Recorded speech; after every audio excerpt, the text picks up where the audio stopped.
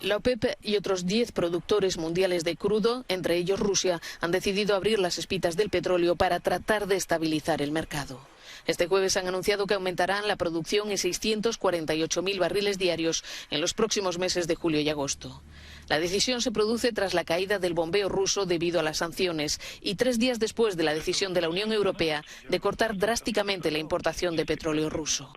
En su rueda de prensa telefónica diaria, el portavoz del Kremlin, Dmitry Peskov, ha asegurado que en ningún caso Rusia venderá su petróleo a pérdidas. Todo está regulado por el mercado, a pesar de las complejidades artificiales provocadas por las sanciones, dice. Rusia no venderá nada con pérdidas. Si en algún lugar la demanda se reduce, en otro aumenta. Se desviará el comercio y se buscarán las condiciones más favorables. Vamos a comenzar por ese tema, el tema de la economía, el tema de cómo está la gasolina. La regular llegó hoy a más de 4.70, la más alta en los últimos desde 2008, y también tenemos otras variables y otros indicadores económicos que realmente debemos tomar en cuenta esta noche con el ex embajador Simón Ferro, abogado y analista demócrata. Muchas gracias por estar con nosotros. César Grajales, analista conservador. Gracias, César, por estar con nosotros.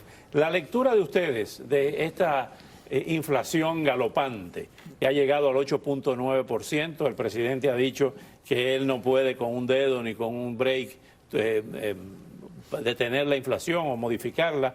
Habló hace breves momentos sobre el tema de las armas, que ese es un tema que vamos a tratar más adelante, pero tu lectura de la situación económica que estamos viviendo. Bueno, es la que percibe todo el mundo.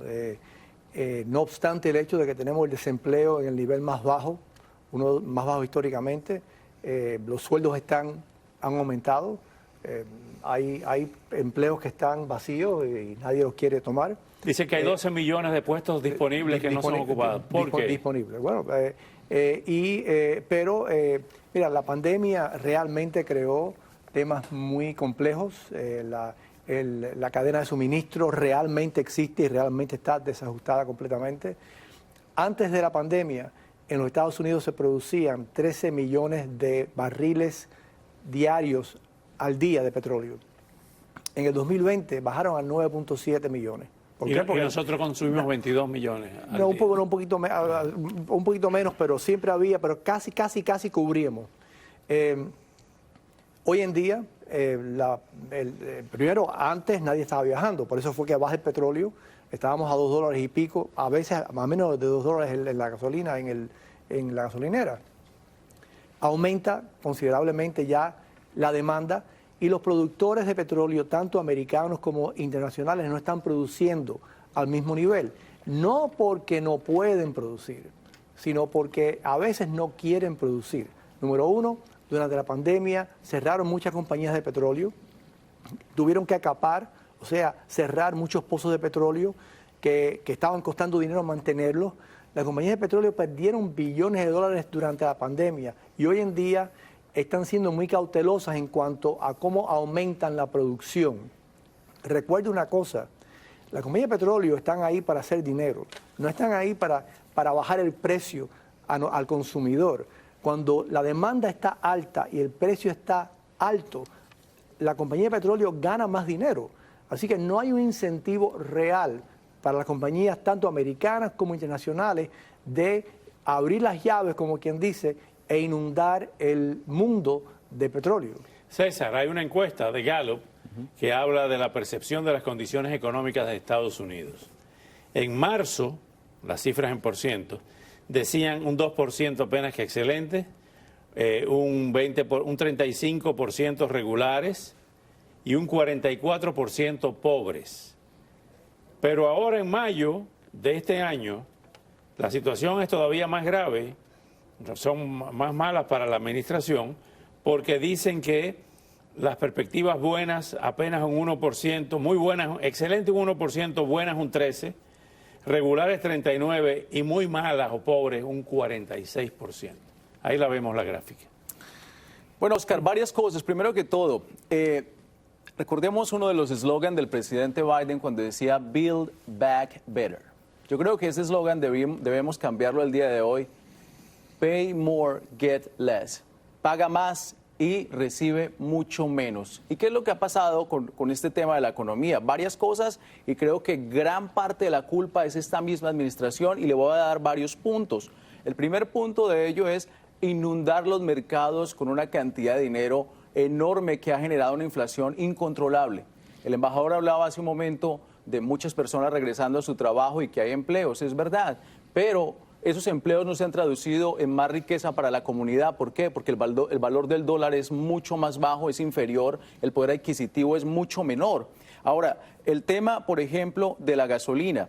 Es verdad que la guerra en Rusia con Ucrania de alguna manera ha ayudado un poco al aumento del precio de la gasolina, pero la verdadera razón y el trasfondo de todo esto lo vemos en la misma campaña durante la campaña del presidente Biden y ahora presidente, que hablaba de regular drásticamente la industria del petróleo. Nada más en febrero 21 del 2022 puso pausa a nuevos permisos para oleoductos y cuestiones de gasolina en tierras federales, incluyendo, por ejemplo, el Keystone Pipeline, que ya hemos hablado de esto muchísimas veces. Entonces, todo esto ha formado un cuello de botella que a la vez nos ha llevado a depender en este momento a que la OPEC decida si abre o no abre la llave, sabiendo que nosotros de alguna manera ya teníamos cierta independencia en el petróleo. Generábamos, por estas decisiones, en el último año, se han reducido diario la producción de petróleo en los Estados Unidos, 100,000 barriles diarios. Y todo es precisamente por estas decisiones que se han tomado en esta administración, que han llevado, obviamente, unidas a la inflación, han generado una crisis económica tremenda y una desmotivación de la economía. Y probablemente, basado en algunos economistas, estamos acercándonos a una recesión. Miremos hoy a Janet Yellen, que tuvo que aceptar que precisamente el tema de inflación no era como lo había dicho el año pasado, no se iba a resolver fácilmente. Y cínicamente el presidente dice el día de ayer, oiga, pues yo no puedo resolver este problema ahorita mismo, pero si fue el mismo que venía diciendo en la campaña, yo les voy a resolver los problemas cuando usted vote por mí. Vamos a escuchar al embajador para luego pasar al tema de las armas. Sí, mira, con todo respeto, esto no es verdad. El presidente Biden no ha hecho absolutamente nada para restringir a la economía del petróleo. La economía del petróleo sigue con la misma facilidad de aumentar el bombeo y el suministro del petróleo que existía antes del presidente Biden. Lo que ocurre hoy en día es lo que acabo de explicar hace un rato. Las compañías de petróleo norteamericanas tuvieron que cerrar muchos pozos, tuvieron que parar producción porque no había demanda. Hoy en día, y esto está esto es información pública, o sea, uno no tiene que creer a la compañía, ni a mí, ni a él, ni a la compañía de petróleo. Uno puede buscar esta información. La compañía de petróleo americana no han llevado la producción a donde estaba antes porque no han querido invertir los recursos para producir lo que estaban produciendo antes. No hay ninguna restricción en lo absoluto en los pozos de petróleo que existen, ni en los permisos de pozos de petróleo. Es más, hoy en día las compañías de petróleo tienen más de 9,000 permisos federales para buscar petróleo en tierras federales y están sentadas sobre esos permisos. ¿Por qué? Porque buscar petróleo, producir petróleo cuesta dinero y no quieren hacer la inversión en este momento. ¿Para qué la van a hacer? Si están vendiendo menos petróleo a mayor precio, ¿para qué van a invertir y arriesgarse a otra debacle como lo que ocurrió hace un par de años? Brevemente, César, porque tenemos que pasar al tema de las armas. Yo discrepo básicamente porque sí tiene razón el embajador, son empresas privadas, pero como empresas privadas usted no puede arriesgar un capital cuando encuentra un ambiente político donde no es generoso y donde no es amable con una industria que necesita invertir un capital enorme en pozos que posiblemente no produzcan dinero. Y por eso, reitero, es importante políticas públicas claras con el tema de la energía. Pero, de nuevo, en el año que lleva Biden en poder no ha hecho absolutamente nada para impedir ni para crear obstáculos a la producción de petróleo.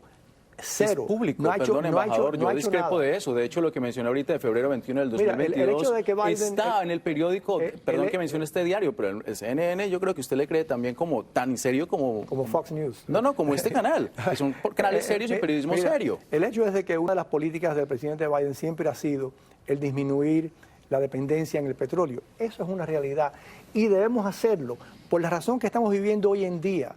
El día que este país no tenga que consumir tanto petróleo como consume hoy en día por tecnologías alternativas, es que vamos a ser independientes de verdad. Mira, yo creo en una conspiración, y la conspiración es la siguiente.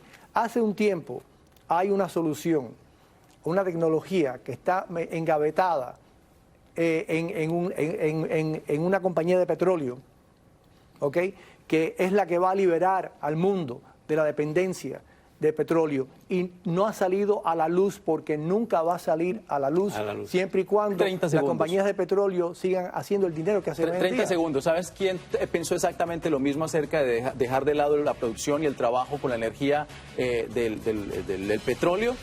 Europa. ¿Y sabe cómo están ahorita?